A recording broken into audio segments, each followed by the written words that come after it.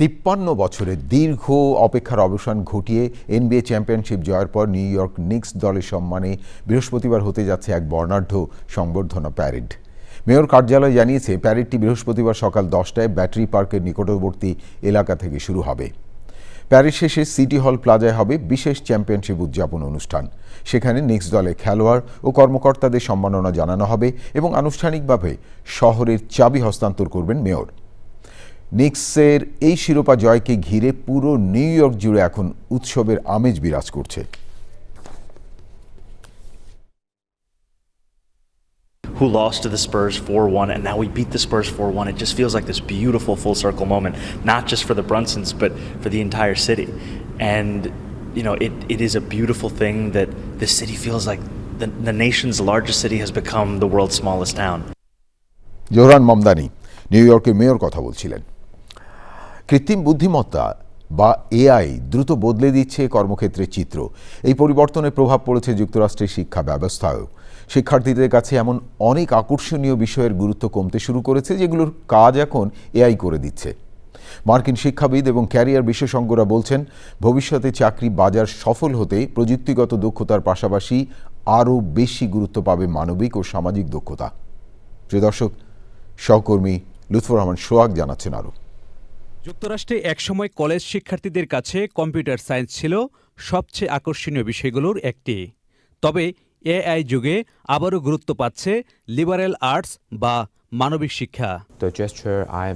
বিশেষজ্ঞদের মতে, এআই অনেক প্রযুক্তিগত কাজ স্বয়ংক্রিয়ভাবে করতে পারলেও মানুষের আবেগ, বিচারবোধ, যোগাযোগ দক্ষতা এবং সৃজনশীল চিন্তাশক্তির বিকল্প হতে পারবে না।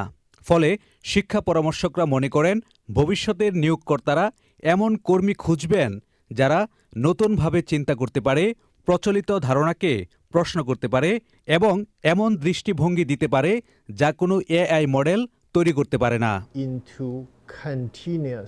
সেজন্য শিক্ষার্থীদের শুধু নির্দিষ্ট কোনো প্রযুক্তিগত দক্ষতা শেখার দিকে মনোযোগ না দিয়ে বরং কিভাবে শিখতে হয় সেই সক্ষমতা গড়ে তোলার পরামর্শ দিচ্ছেন বিশেষজ্ঞরা। ফলে তারা এখন জোর দিচ্ছেন মানবিক শিক্ষায়। শিক্ষাবিদদের পরামর্শ, শিক্ষার্থীদের যোগাযোগ, সমালোচনামূলক চিন্তাভাবনা, সমস্যা সমাধান এবং সঠিক সিদ্ধান্ত গ্রহণের দক্ষতা গড়ে তুলতে হবে। কারণ ভবিষ্যতে কর্মক্ষেত্রে টিকে থাকতে শুধু প্রযুক্তি জানাই যথেষ্ট হবে না। এআই যতই উন্নত হোক, মানুষের মানবিক দক্ষতার গুরুত্ব কমছে না, বরং আরও বাড়ছে, এমনটাই মনে করছেন বিশেষজ্ঞরা। আর এই বাস্তবতা ধীরে ধীরে পাল্টে দিচ্ছে শিক্ষার ধারণাকেও। লুৎফর রহমান সোহাগ, চ্যানেল আই। বিগত সরকার লুটপাট করে পালিয়ে যাওয়ার পর দেশের অর্থনীতি যে সচল রয়েছে তার কৃতিত্ব প্রবাসী বাংলাদেশিদের দিয়েছেন প্রধানমন্ত্রী অর্থ ও পরিকল্পনা বিষয়ক উপদেষ্টা doctor Rashed Al Mahmud Titumir. Washington DC BNP আয়োজিত যুক্তরাষ্ট্র প্রবাসী বাংলাদেশিদের সঙ্গে মত বিনিময়ে ডক্টর তিতুমির বলেন, যুক্তরাষ্ট্র প্রশাসনের কাছে ফ্যাসিস্ট সরকারের নিপীড়ন এবং মানবতা বিরোধী অপরাধের চিত্র তুলে ধরা হয়।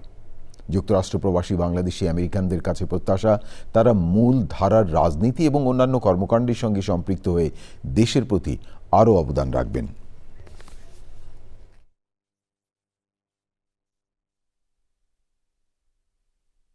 সরকারের অর্থনীতিতে দেশীয় বিনিয়োগ যেমন ছিল না, বৈদেশিক প্রত্যক্ষ বিনিয়োগ ছিল না, যার ফলে বিশাল শিল্পায়ন ঘটেছে। আমাদের মার্কিন যুক্তরাষ্ট্রের সাথে আমরা বিভিন্ন পণ্যর রপ্তানি বাড়াতে চাই। ডক্টর তিতুমির পরিকল্পনা উপদেষ্টা কথা বলছিলেন। যুক্তরাষ্ট্রে মিজৌরি অঙ্গরাজ্যে বিমান দুর্ঘটনায় 11 জন স্কাই ড্রাইভার এবং একজন পাইলট নিহত হয়েছেন। মার্কিন কর্মকর্তারা জানান, স্থানীয় সময় রোববার বেলা 11টা 20 বিমানটি উড্ডয়ন করে। একটি স্কাই ড্রাইভিং কোম্পানি এটা ভাড়া করেছিল। বিমানটি বাঁ দিকে মোড় নেওয়ার সময় বাটলার মেমোরিয়াল বিমানবন্দরে মাত্র 200 গজ দূরে এটি আছড়ে পড়ে।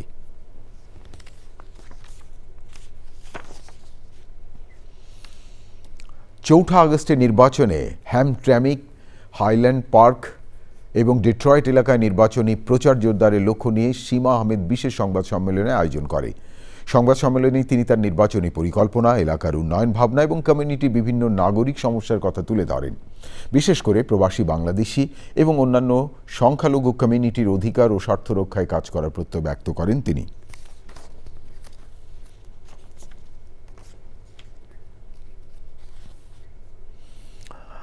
নিউ জার্সিতে বিশ্বকাপ ম্যাচ শেষের পর হাজারো দর্শক চরম পরিবহন সংকটে পড়েন।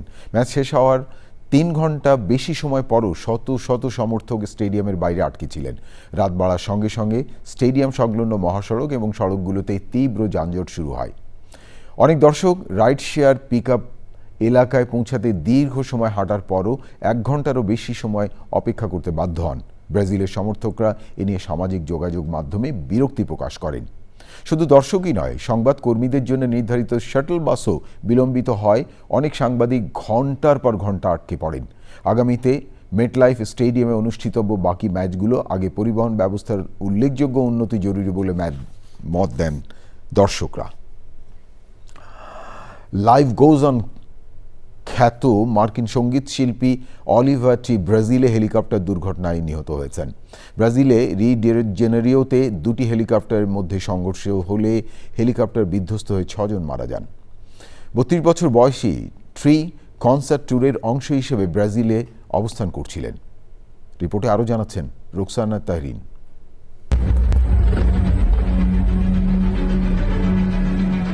আমেরিকান সঙ্গীতশিল্পী লাইফ গোজ অন খ্যাত অলিভার ট্রি ব্রাজিলে একটি হেলিকপ্টার দুর্ঘটনায় 32 বছর বয়সে মারা গেছেন। রোববার সকালে রিও ডি জেনেইরোর 2টি হেলিকপ্টারের মধ্যে সংঘর্ষ হয় এবং সেখানে শহরের পশ্চিমাঞ্চলে বিধ্বস্ত হয়। এতে উভয় হেলিকপ্টারে থাকা 6 জনই মারা যান, যাদের মধ্যে অলিভার ট্রিও ছিলেন। রিও ডি জেনেইরোর সামরিক দমকল বিভাগ জানায়, একটি হেলিকপ্টার একটি গাড়ি বিক্রয় কেন্দ্রের উপর আছড়ে পড়ে, আর সেখানে পার্ক করে রাখা কয়েকটি বৈদ্যুতিক গাড়িতে আগুন ধরে যায়, যা পরে নিয়ন্ত্রণে আনা হয়। 32 বছর বয়সী ট্রি, যিনি বিশ্ব ভ্রমণমূলক কনসার্ট ট্যুরের অংশ হিসেবে ব্রাজিলে ছিলেন, দুর্ঘটনাগ্রস্ত হেলিকপ্টারগুলোর একটিতে তিনি ছিলেন বলে পুলিশের একটি সূত্রবার্তা সংস্থা এএফপিকে জানায়। সূত্রটি আরও জানায়, দুর্ঘটনায় নিহতদের মরদেহ মারাত্মকভাবে দগ্ধ হওয়ায় তখনও আনুষ্ঠানিকভাবে তাদের পরিচয় নিশ্চিত করা সম্ভব হয়নি। 2020 সালে তিনি 4.16 মিটার উচ্চতা ও 3.13 মিটার দৈর্ঘ্যের বিশ্বের সবচেয়ে বড় কিক স্কুটার তৈরি করে Guinness book of world record করেন।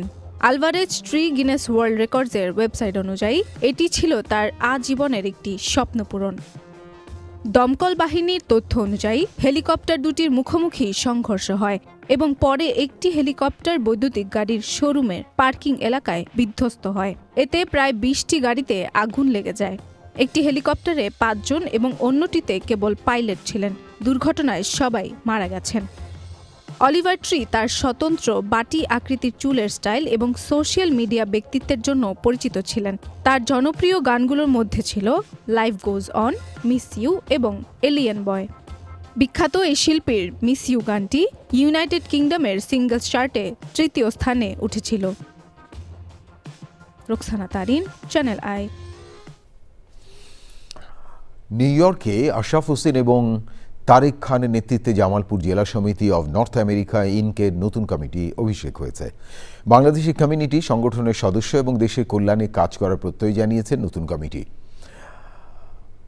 প্রিয় দর্শক, রাশেদ আহমেদের তথ্য ও ভিডিও চিত্রে আরও জানাচ্ছেন নাফিস ইফতেখার।